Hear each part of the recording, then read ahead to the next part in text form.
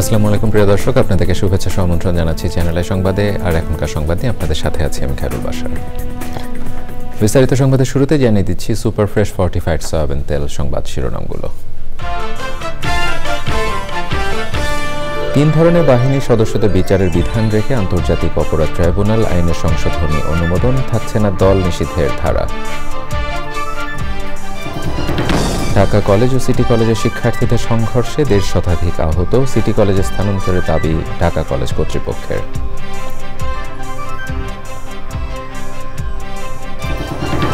সাবেক আইজিপি সহ 8 কর্মকর্তার বিরুদ্ধে 19 ডিসেম্বর প্রতিবেদন দাখিলের নির্দেশ, পরবর্তী আদেশ না দেওয়া পর্যন্ত আটকে রাখতে বললেন ট্রাইব্যুনাল। ছাত্র জনতার নতুন রাজনৈতিক দল গড়ে তোলা জরুরি বললেন সার্জিস আলম, আওয়ামী লীগকে রাজনীতি করতে দেয়া হবে না মন্তব্য।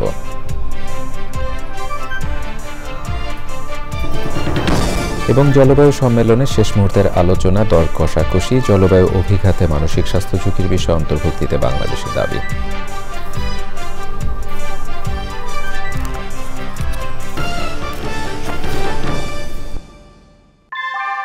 আমরা তৈরি করি বিশ্বমানের জার্মান প্রযুক্তির ভূমিকম্প সহনশীল থার্মেক্স রড, যা আপনার স্থাপনাকে নিরাপদ রাখে প্রজন্ম থেকে প্রজন্ম। সালাম স্টিল, মোস্ট ডিউরেবল স্টিল। প্রিয় দর্শক, এতক্ষণ সংবাদ শিরোনামগুলো জানাচ্ছিলাম। এখনকার সংবাদ আয়োজন একই সঙ্গে চ্যানেলের ইউটিউব চ্যানেল এবং চ্যানেলের ওটিটি প্ল্যাটফর্ম আইস্ক্রিনে লাইভ স্ট্রিমিং হচ্ছে। এবারে নিয়ে যাচ্ছি পুরো সংবাদে। আন্তর্জাতিক অপরাধ ট্রাইব্যুনাল আইন সংশোধন করেছে অন্তর্বর্তী সরকার। বুধবার অধ্যাদেশের খসড়ায় অনুমোদন দিয়েছে উপদেষ্টা পরিষদ। সংশোধনীতে 3 ধরনের বাহিনীর বিচারের বিধান রাখা হয়েছে বলে জানিয়েছেন আইন উপদেষ্টা অধ্যাপক আসিফ নজরুল। রাজনৈতিক দল বা গোষ্ঠী নিষিদ্ধের বিধান আন্তর্জাতিক অপরাধ ট্রাইব্যুনাল আইনে থাকছে না বলেও জানিয়েছেন তিনি। চকর মালিথার রিপোর্ট। বুধবার সকালে অনুষ্ঠিত উপদেষ্টা পরিষদের বৈঠক নিয়ে সন্ধ্যায় ফরেন সার্ভিস একাডেমিতে আনুষ্ঠানিক সংবাদ সম্মেলন। শুরুতেই আইন উপদেষ্টা অধ্যাপক আসিফ নজরুল আন্তর্জাতিক অপরাধ ট্রাইব্যুনাল আইন সংশোধনের কথা জানান। উপদেষ্টা পরিষদ মনে করেছে আমরা যে অ্যামেন্ডমেন্টটা করেছিলাম, আইনের অ্যামেন্ডমেন্ট, সেখানে অর্গানাইজেশনকে শাস্তি দেওয়ার বিধান ছিল এবং আমাদের প্রস্তাবিত অ্যামেন্ডমেন্টে বলা হয়েছিল কোনো অর্গানাইজেশনকে শাস্তি দেওয়া যদি প্রয়োজন মনে করে শাস্তি দেওয়া দরকার, তাহলে ট্রাইব্যুনাল শাস্তি দেওয়ার সুপারিশ করতে পারবে উপযুক্ত কর্তৃপক্ষের কাছে। তো আজকে আমাদের উপদেষ্টা পরিষদের আলোচনাতে বলা হয়েছে আমরা এই বিচারকে অন্য কোনো বিষয়ের সাথে সম্পর্কিত করতে চাই না। এই রাজনৈতিক দল বা কোনো সংগঠনকে নিষিদ্ধ করার প্রশ্ন আসলে এই আইনকে অযথাই প্রশ্নবিদ্ধ করার সুযোগ সৃষ্টি হবে। আমরা সেই সুযোগ দিতে চাই না। আমরা একদম ডিসেন্ট ওয়েতে, ফেয়ার ওয়েতে বিচারটা করতে চাই।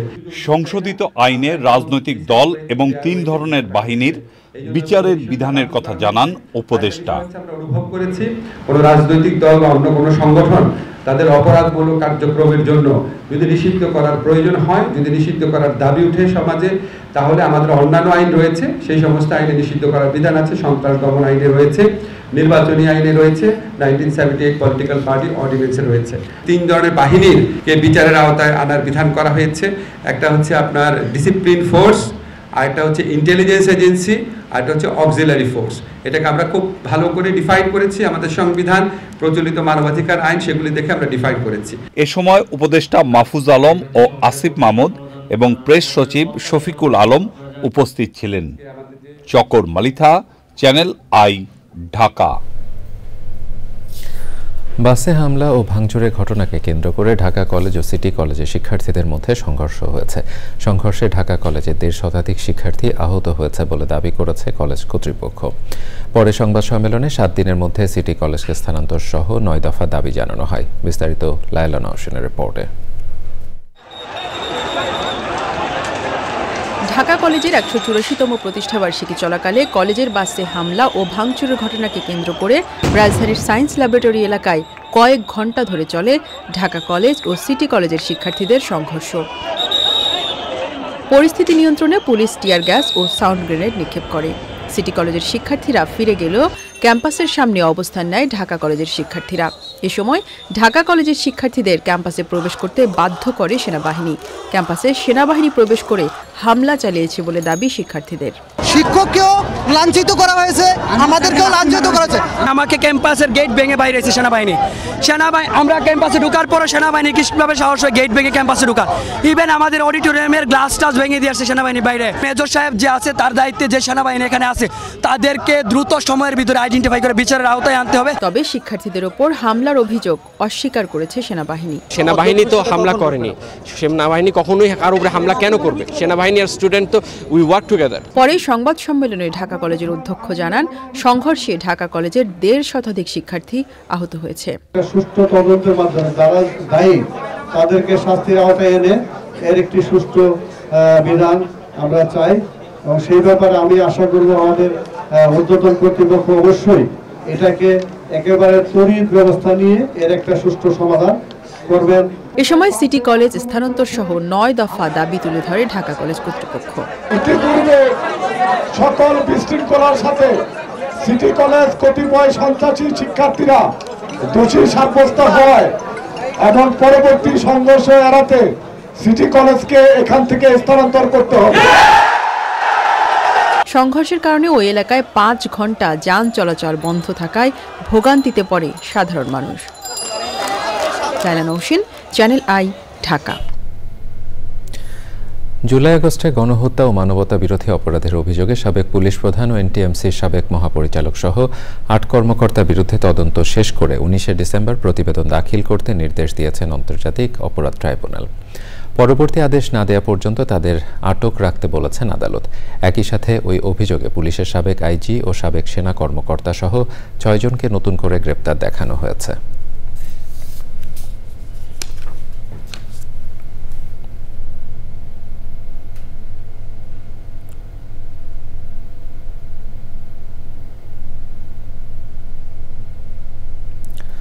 বিএনপি মহাসচিব মির্জা ফখরুল ইসলাম আলমগীর বলেছেন, আওয়ামী লীগ রাজনৈতিক দল, তারা রাজনীতি করতে পারবে কিনা তা নির্ধারণ করবে জনগণ।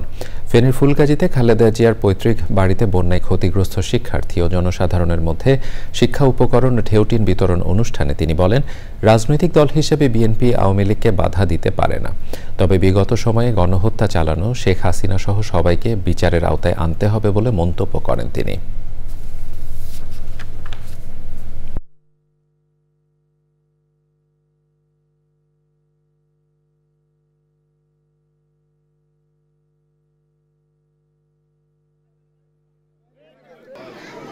কে নির্বাচন করবে, কে রাজনীতি করবে, কে রাজনীতি করবে না, সেটা তো নির্ধারণ করবে জনগণ। আমি একটা রাজনৈতিক দল হিসেবে তো সে নির্ধারণ করতে পারি না। সুতরাং এখানে কোনো ভুল বুঝাবুঝির অবকাশ নাই।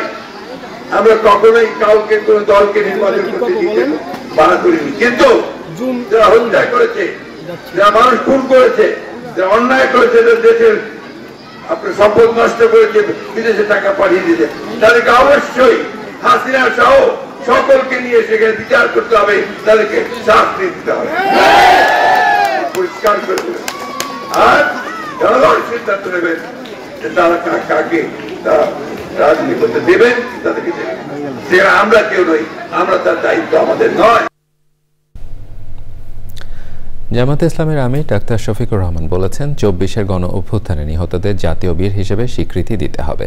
অভ্যুত্থানে দেশের সকল শ্রেণীর মানুষের অংশগ্রহণ ছিল উল্লেখ করে জামাতের আমির বলেন, এমনকি প্রবাসীরাও সাধ্য অনুযায়ী চেষ্টা করেছেন। যুক্তরাজ্য থেকে শাহ এমি হোসেনের রিপোর্ট।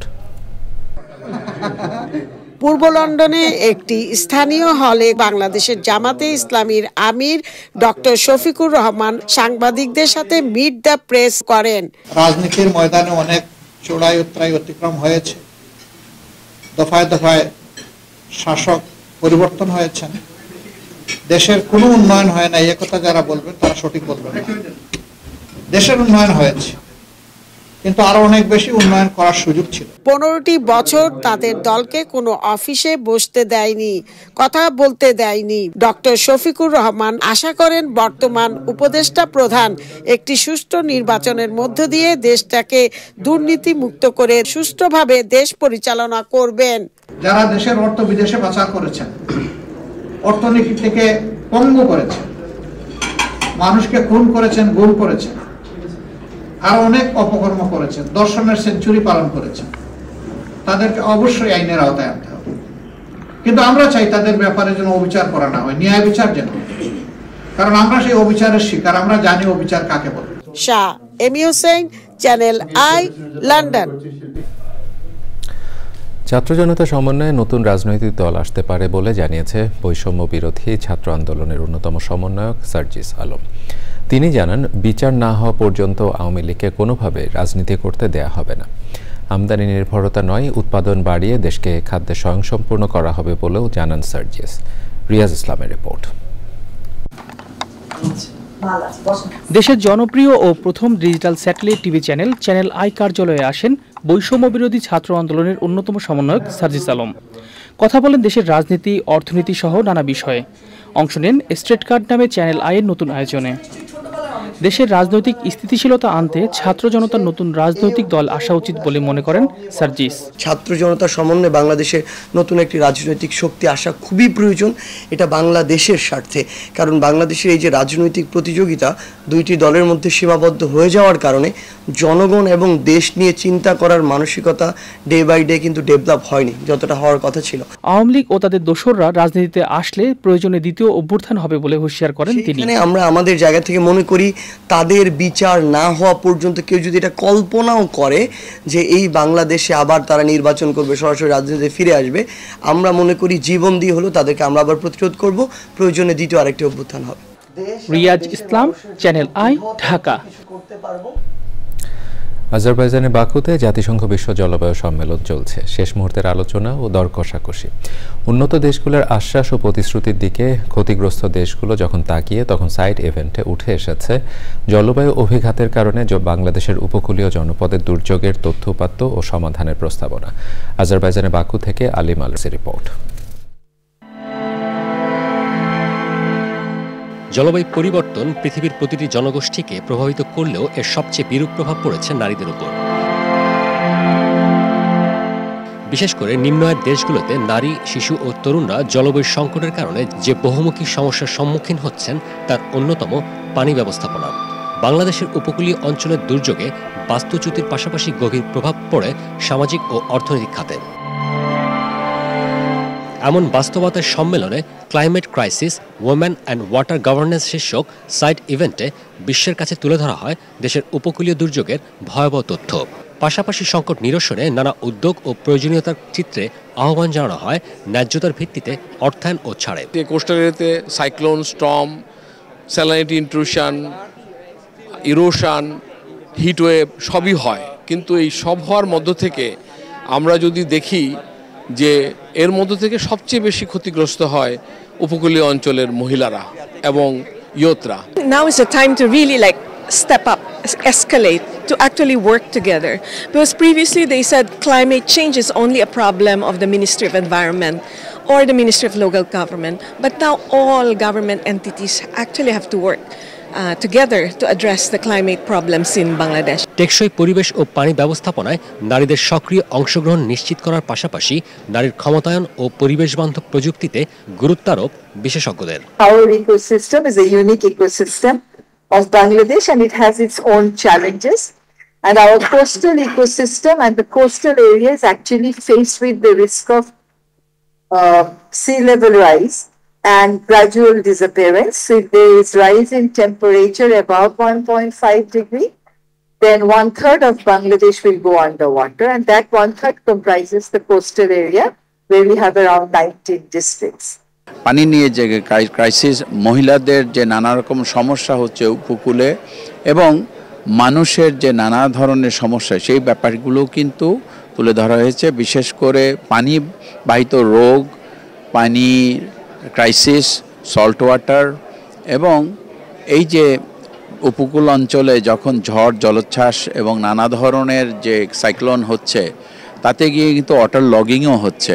লোকালি বলি অথবা ইন্টারন্যাশনালি বলি, দুইভাবেই কিন্তু আমরা সেভাবে এই জায়গাটিকে সেইভাবে তুলেও ধরতে পারছি না এবং সেভাবে এদের সাহায্য সহযোগিতাও করতে পারছি না। তো সব কিছু মিলিয়ে আসলে যত বেশি প্র্যাকটিক্যালি এই কাজগুলোকে এগিয়ে নিয়ে যাব, তাহলেই কিন্তু এই যে যারা ক্ষতিগ্রস্ত তাদের কিন্তু উপশম হবে এবং তাদের কিন্তু এই দুরবস্থার লাঘব হবে। সভ্যতা রক্ষায় চলমান আন্দোলনের বিপরীতে বিশ্লেষকরা বলছেন পানি ব্যবস্থাপনা, পরিবেশ রক্ষা এবং জলবায়ু অভিযোজনের উপর সচেতনতা ও শিক্ষামূলক কর্মসূচি গ্রহণ জরুরি।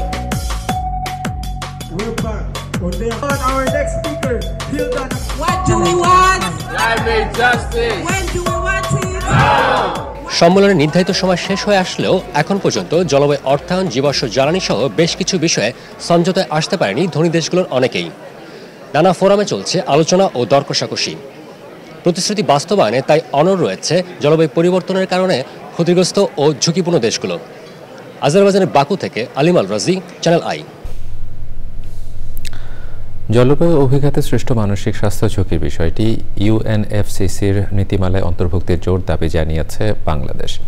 জাতিসংঘ বিশ্ব জলবায়ু সম্মেলনে বাংলাদেশের উপকূলীয় অঞ্চলের জনগণের মানসিক স্বাস্থ্য সমস্যা শীর্ষক সাইড ইভেন্টে বক্তারা বলেন, বন্যা বা ঘূর্ণিঝড়ের মতো আকস্মিক দুর্যোগ মানুষকে বাস্তুচ্যুত করার পাশাপাশি তাদের জীবিকা, পরিবার ও সামাজিক বন্ধন নষ্ট করে দেয়। আজারবাইজানের বাকু থেকে আলিম আল রাজির রিপোর্ট।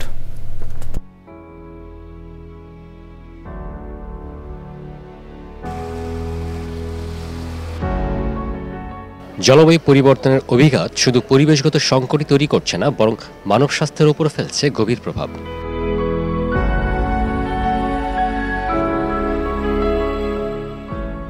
মানসিক স্বাস্থ্য ঝুঁকির বিষয়টি যখন বৈশ্বিকভাবে আলোচিত, তখন বিশ্বমঞ্চে দেশের চিত্র ফুটিয়ে তুলতে সংযুক্ত আরব আমিরাতে আয়োজিত COP28-এর সাইড ইভেন্টে এ সংক্রান্ত থিমেটিক সেশন করে প্রকৃতি ও জীবন ফাউন্ডেশন। এরই ধারাবাহিকতায় বছর ঘুরে এবার বাকুতে ব্র্যাকের সাইড ইভেন্টে উঠে এলো জলবায়ু সংকট, আকস্মিক দুর্যোগ ও মানসিক স্বাস্থ্য সমস্যার যোগসূত্র ও উত্তরণে করণীয়। লস অ্যান্ড ড্যামেজের ফান্ডিংয়ের বিষয়টি গুরুত্ব পাবে এবং একই সাথে NCQG অর্থাৎ 25 সালের পরবর্তী সময়ে আসলে ডেভেলপিং কান্ট্রিগুলোর ডেভেলপ কান্ট্রি থেকে এই তাদের ন্যাপ NDC বাস্তবায়নের জন্য কি পরিমাণ অর্থায়ন পাবে সেটি একটা গুরুত্বপূর্ণ বিষয় হিসেবে দেখা দিবে। এবং ক্লাইমেট চেঞ্জের কারণে এই যে নানা ধরনের দুর্যোগ হচ্ছে উপকূলীয় অঞ্চলে, তাতে মেন্টালি কিন্তু অনেকেই এফেক্টেড হচ্ছে। এবং যে ব্যাপারটি 2023 সালে COP28-এ প্রকৃতি জীবন ফাউন্ডেশন প্রথম তুলে ধরেছিল, সেই ব্যাপারটি এবার ব্র্যাক ইন্টারন্যাশনালি যাতে এটা জোর দেওয়া যায় এবং এটা যাতে UNFCCCর পলিসিতে উঠে আসে, সে ব্যাপারটি তারা জোর দিয়েছেন এবার এই সাইড ইভেন্টে বাংলাদেশ প্যাভিলিয়নে।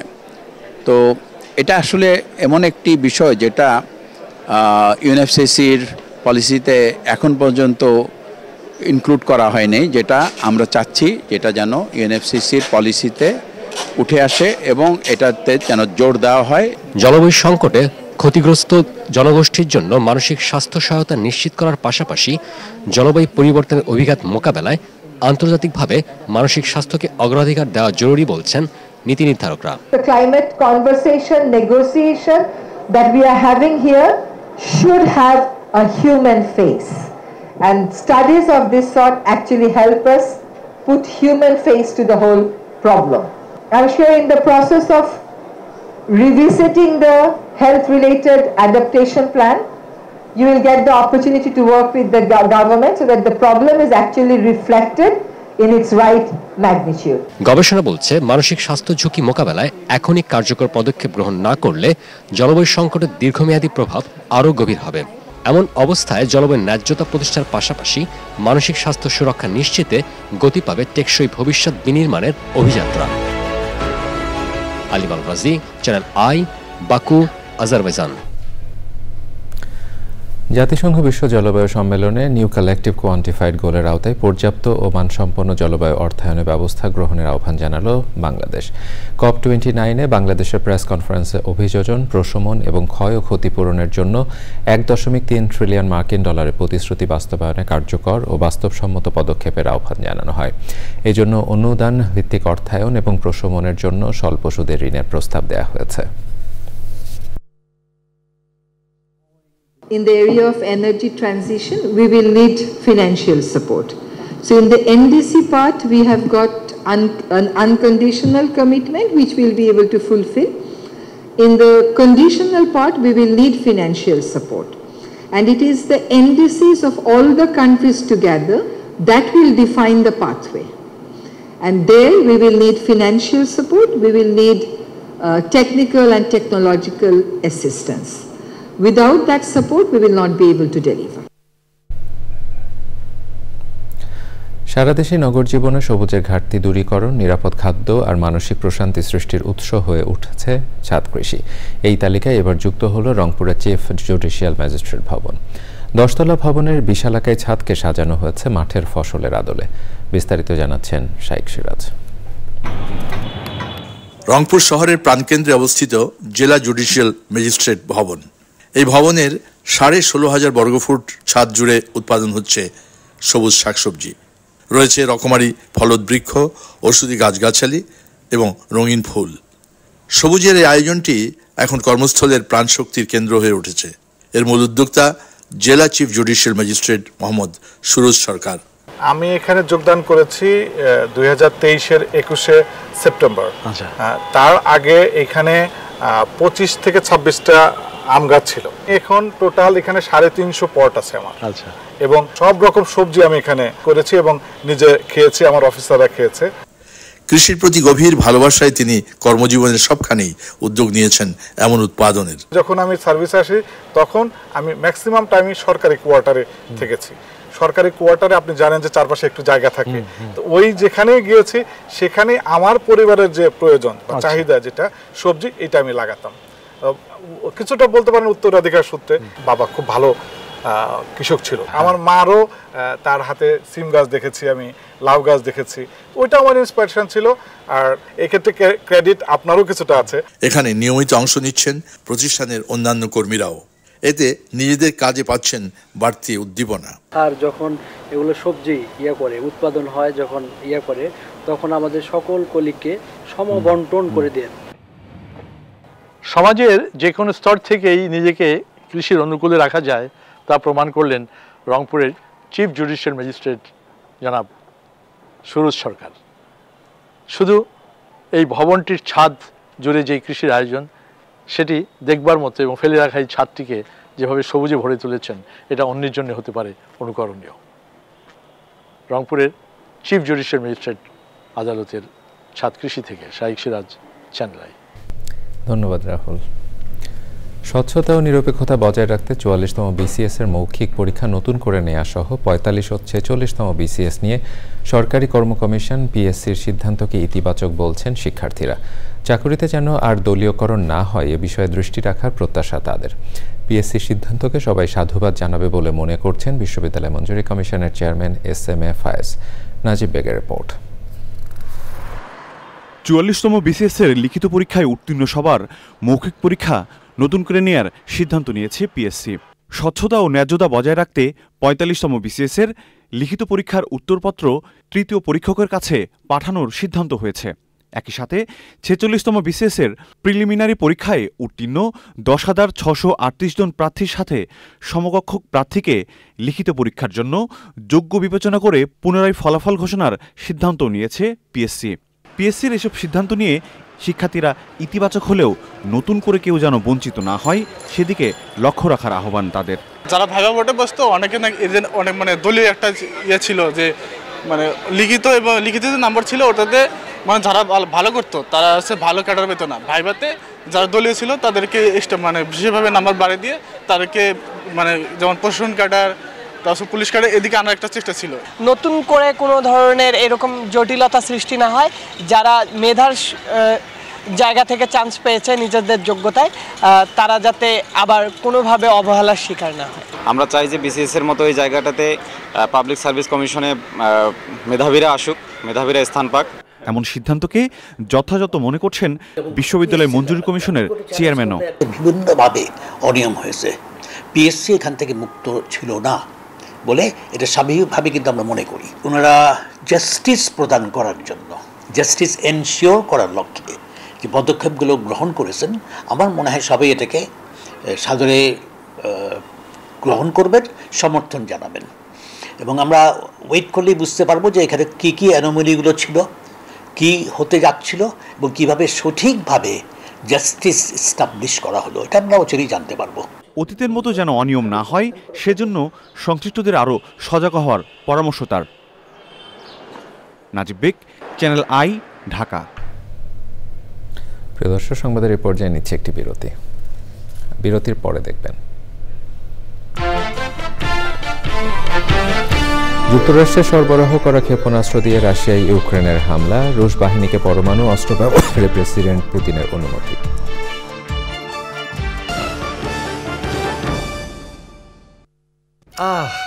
রুই মাছ ভাজা মজা ছিল না? কিন্তু এই তেল চর্বি একবার ধুলে তো পরিষ্কার হবে না, তাহলে একবার আমি ধুয়ে দিচ্ছি, আরেকবার তুমি। ওকে, ডান। নতুন ভিম লিকুইডে আছে 100 লেবুর শক্তি, যা মাছ মাংসের কঠিন তেল চর্বি পরিষ্কার করে এক ধোয়াতেই। এবার তোমার পালা। আরে রুই মাছের তেল চিটচিটে ভাব গায়ে। You cheater. এই যে হিরোইন রেডি, আগে হিরোইন তো সেজে নেই। আহা হা, ঠান্ডা ঠান্ডা হাওয়াতে করব তাই যেমন চাই। উইন্টারও এমন সফট স্কিন কি করে? নতুন ভ্যাসলিন ডিপ রিস্টোর সিরামিন লোশন, যা উইন্টারও ত্বক রাখে নরম এবং কোমল। প্রতিদিন আছে যে সুযোগ কাছে আসার। নতুন ক্লোজ আপ তোমাকে দেয় 6 গুণ বেশি ফ্রেশনেস। এখন ট্রিপল ফ্রেশ ফর্মুলার সাথে মুখের কোনায় কোনায় পরিষ্কার করে, জীবাণু থেকে সুরক্ষা দেয় সতেজ নিঃশ্বাস 12 ঘন্টা পর্যন্ত। ক্লোজ আপ 12 ঘন্টা পর্যন্ত সতেজ নিঃশ্বাস। স্বপ্নের নিবাস করতে ডাচ বাংলা ব্যাংক দিচ্ছে সহজ শর্তে সর্বোচ্চ 2 কোটি টাকা পর্যন্ত হোম লোন। আজই আপনার নিকটস্থ ডাচ বাংলা ব্যাংকের শাখা, উপশাখা ও ফাস্ট ট্র্যাকে যোগাযোগ করুন। ডাচ বাংলা ব্যাংক, আপনার বিশ্বস্ত সহযোগী। এখন এনজিও ডিপিএস সঞ্চয় ও ঋণের কিস্তি বিকাশ পেমেন্ট করলেই স্বস্তি। স্বপ্নের নিবাস করতে ডাচ বাংলা ব্যাংক দিচ্ছে সহজ শর্তে সর্বোচ্চ 2 কোটি টাকা পর্যন্ত হোম লোন। আজই আপনার নিকটস্থ ডাচ বাংলা ব্যাংকের শাখা, উপশাখা ও ফাস্ট ট্র্যাকে যোগাযোগ করুন। ডাচ বাংলা ব্যাংক, আপনার বিশ্বস্ত সহযোগী। আমার দর্শক, আবার আমন্ত্রণ জানাচ্ছি চ্যানেল আই সংবাদে। বাংলাদেশ বিমান বাহিনী মহিলা কল্যাণ সমিতি বা ফোয়ার সেবামূলক কার্যক্রমের আওতায় মানবিক সহায়তা হিসেবে বিমান বাহিনীর বিভিন্ন ঘাঁটি ও তৎসংলগ্ন এলাকায় দরিদ্র শীতার্থ মানুষের মাঝে প্রতি বছর শীতবস্ত্র বিতরণ করা হয়ে থাকে। এরই ধারাবাহিকতায় বিমান বাহিনী ঘাঁটি বাসারে বিমান বাহিনী মহিলা কল্যাণ সমিতি ও আদার্স উইমেন অ্যান্ড চিলড্রেন ক্লাবের সভানেত্রী সালেহা খান শীতবস্ত্র বিতরণ করেন। অনুষ্ঠানে বাফুয়া সহ সভার নেত্রী সহ সংগঠনের কেন্দ্রীয় সদস্যরা উপস্থিত ছিলেন। এই কার্যক্রমের আওতায় ঢাকার কুর্মিটোলা, যশোর, টাঙ্গাইল, বগুড়া, লালমনিরহাট, মৌলভীবাজার, শমশেরনগর, বরিশাল ও কক্সবাজারে বাফুয়ার বিভিন্ন আঞ্চলিক ও উপ আঞ্চলিক শাখার মাধ্যমে শীতবস্ত্র বিতরণ করা হবে। এবারে নিটোলটাটা আন্তর্জাতিক সংবাদ।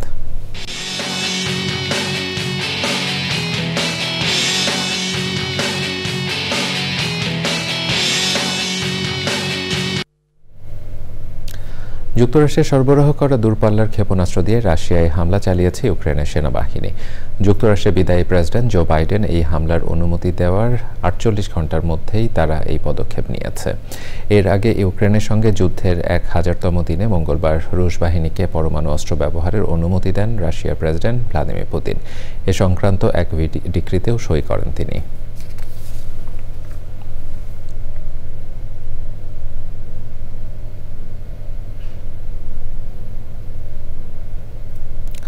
এবার আইস্ক্রিন সাংস্কৃতিক সংবাদ।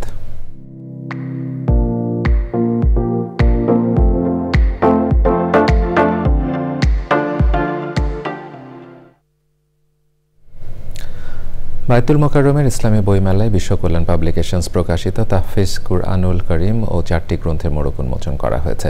প্রধান অতিথি ছিলেন ধর্ম উপদেষ্টা ডক্টর আফম খালিদ হোসেন। বিশেষ অতিথি ছিলেন হেফাজতে ইসলামের কেন্দ্রীয় নায়েবে আমির অধ্যাপক ডক্টর আহমদ আব্দুল কাদের, দৈনিক নয়া দিগন্তের সিনিয়র সহ সম্পাদক মাওলানা লিয়াকত আলী এবং দৈনিক ইনকিলাবের সিনিয়র সহ সম্পাদক মাওলানা ওবায়দুর রহমান খান নদভী।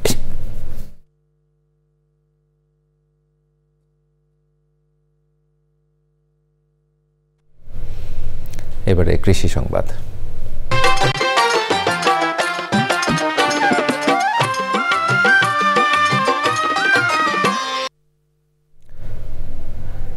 নবান্ন উৎসব উপলক্ষে বগুড়ায় জমে উঠেছে শত বছরের ঐতিহ্যবাহী মাছ মেলা। শিবগঞ্জ উপজেলার করতোয়া নদীর তীরে উথলি হাটে বসা দিনব্যাপী এই মেলার প্রধান আকর্ষণ হরেক রকমের মাছের সমাহার। মাছ কিনতে মেলায় ভিড় করেন দূর দূরান্ত থেকে আসা ক্রেতারা।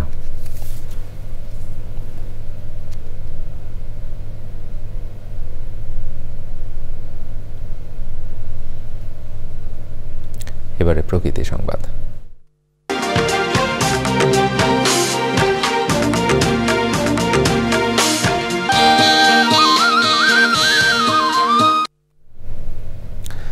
বাগেরহাটে মোরেলগঞ্জে ঘূর্ণিঝড় পূর্বাভাস ভিত্তিক আগাম সারাদিন ব্যবস্থাপনা বিষয়ক মাঠ মহড়া সাগর পাড়ে জীবনযুদ্ধ অনুষ্ঠিত হয়েছে। সুশীলনের বাস্তবায়নে উপকূলীয় গ্রামে ঘূর্ণিঝড় আসার আগে এবং পরে জনসাধারণের করণীয় বিষয়ে উপস্থাপন করা হয় এই মাঠ মহড়ায়।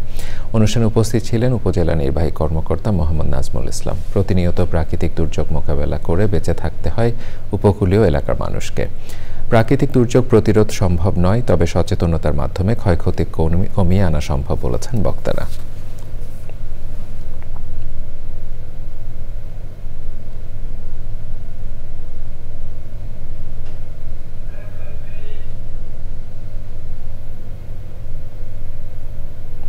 সংবাদের এই পর্যায়ে আবারও নিচ্ছে একটি বিরতি। বিরতির পরে দেখবেন উপদেষ্টা নিয়োগের ক্ষেত্রে ভালোভাবে যাচাই বাছাই বিএনপির আহ্বান, ফ্যাসিবাদ যেন ফিরে না আসে সতর্ক থাকার পরামর্শ।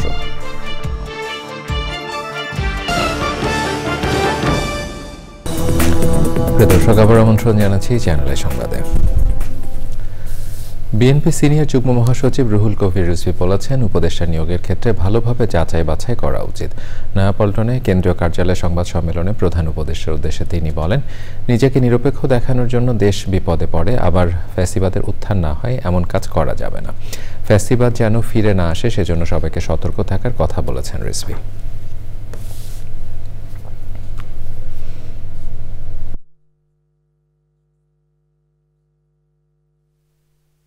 অন্তর্বর্তীকালীন সরকারের প্রধান উপদেষ্টাকে জানাতে চাই, আপনি উপদেষ্টা হয়তো নিয়োগ করবেন, কিন্তু একটু যাচাই বাছাইয়ের মনে হয় দরকার আছে। কারো ব্যক্তিগত ইচ্ছা অনিচ্ছা এবং নিজেকে মানে খুব নিরপেক্ষ দেখানোর জন্য এমন কাজ করবেন যে কাজের মাধ্যমে বাংলাদেশে বিপদ ঘনিয়ে আসতে পারে, বাংলাদেশে ফ্যাসিবাদের পুনরুত্থান ঘটতে পারে। তখন এরা কেউ আপনার পাশে দাঁড়াবে না। জাতীয় গণমাধ্যম ইনস্টিটিউটের ঢাকা স্কুল অব ব্রডকাস্ট জার্নালিজমের উদ্যোগে post graduate diploma in broadcast journalism course শুরু হয়েছে। উদ্বোধনীতে প্রধান অতিথি ছিলেন তথ্য ও সম্প্রচার সচিব মাহবুবা ফারজানা।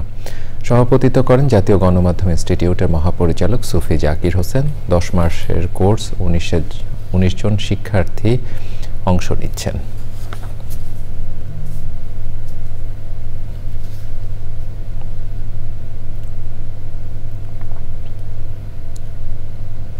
কিডনি রোগে সারা বিশ্বের মতো বাংলাদেশেও ভয়াবহ রূপ ধারণ করেছে। প্রতি বছর দেশে 50,000 মানুষের কিডনি অকেজো হচ্ছে। এ রোগের প্রধান কারণ ডায়াবেটিস, উচ্চ রক্তচাপ ও গ্লোমেরুলাইটিস। তাই কমিউনিটি ক্লিনিকের স্ক্রিনিং প্রোগ্রামের মাধ্যমে কিডনি রোগের প্রাথমিক শনাক্তকরণের প্রচেষ্টা করা উচিত। রাজধানী মিরপুরে কিডনি ফাউন্ডেশনের বার্ষিক কনভেনশনে সমাপনী অনুষ্ঠানে বিশেষজ্ঞ চিকিৎসকরা একথা বলেন। 2 দিনব্যাপী এই সায়েন্টিফিক সেমিনারে দেশ বিদেশের খ্যাতিমান কিডনি ও ট্রান্সপ্লান্ট বিশেষজ্ঞরা অংশ নেন। আয়োজনে scientific partner Incepta pharmaceuticals limited. গণ অভ্যুত্থান পরবর্তী নৈরাজ্য ও প্রশাসনের সিদ্ধান্তহীনতা এবং নানামুখী আশঙ্কার মধ্য দিয়ে সফলতার সাথে 100 দিন অতিবাহিত করেছে ডক্টর ইউনূসের নেতৃত্বে অন্তর্বর্তী সরকার।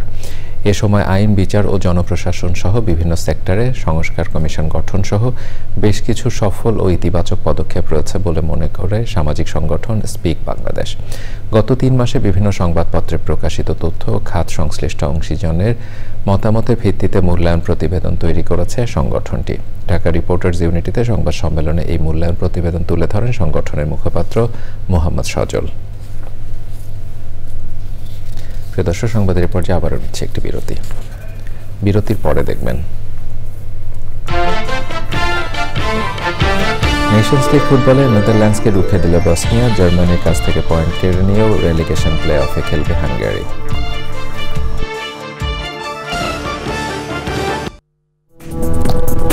দর্শক, আমরা আমন্ত্রণ জানাচ্ছি চ্যানেল আই সংবাদে। পাইলস রোগের জটিলতা দীর্ঘস্থায়ী হলে কোলন ও রেকটাল ক্যান্সার হতে পারে, তাই অবহেলা না করে সময় মতো চিকিৎসা নেওয়ার পরামর্শ দিয়েছেন পাইলস রোগ বিশেষজ্ঞ অধ্যাপক ডক্টর ফজলুল হক। ডাক্তার ফজলুল হক কলোরেক্টাল হাসপাতাল আয়োজিত বিশ্ব পাইলস দিবস উপলক্ষে আলোচনায় খাদ্যাভ্যাস ও জীবন ধারণ পদ্ধতি পরিবর্তন আনার পরামর্শ দেন তিনি। পাইলস রোগীদের দুর্ভোগ লাঘবে স্বল্পমূল্যে হাসপাতালে নানা সুযোগ সুবিধার কথা তুলে ধরা হয়। হাসপাতালের উদ্যোগে পাইলস রোগ সচেতনতায় অনুষ্ঠিত হয় বর্ণাঢ্য র্যালি, পরে দিনব্যাপী ফ্রি মেডিকেল ক্যাম্পের আয়োজন করা হয়।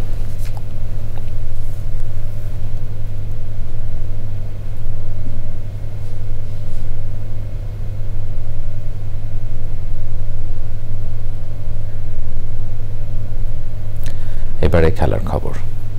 প্রিয় দর্শক, এরই সাথে সংবাদের শেষ ভাগে আমরা যাবার আগে সুপার ফ্রেশ ফর্টিফাইড সয়াবিন তেল সংবাদ শিরোনামগুলো আরও একবার। 3 ধরনের বাহিনী সদস্যদের বিচারের বিধান রেখে আন্তর্জাতিক অপরাধ ট্রাইব্যুনাল আইনের সংশোধনী অনুমোদন, থাকছে না দল নিষিদ্ধের ধারা। ঢাকা কলেজ ও সিটি কলেজের শিক্ষার্থীদের সংঘর্ষে 150 শতাধিক আহত, সিটি কলেজে স্থানান্তর দাবি ঢাকা কলেজ কর্তৃপক্ষের।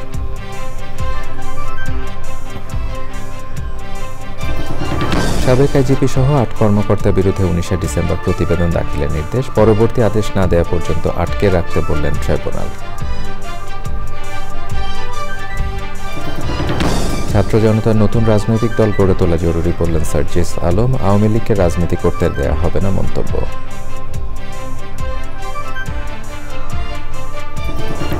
এবং জলবায়ু সম্মেলনে শেষ মুহূর্তে আলোচনা দর কষাকষি, জলবায়ু অভিঘাতে মানসিক স্বাস্থ্য ঝুঁকির বিষয় অন্তর্ভুক্তিতে বাংলাদেশের দাবি।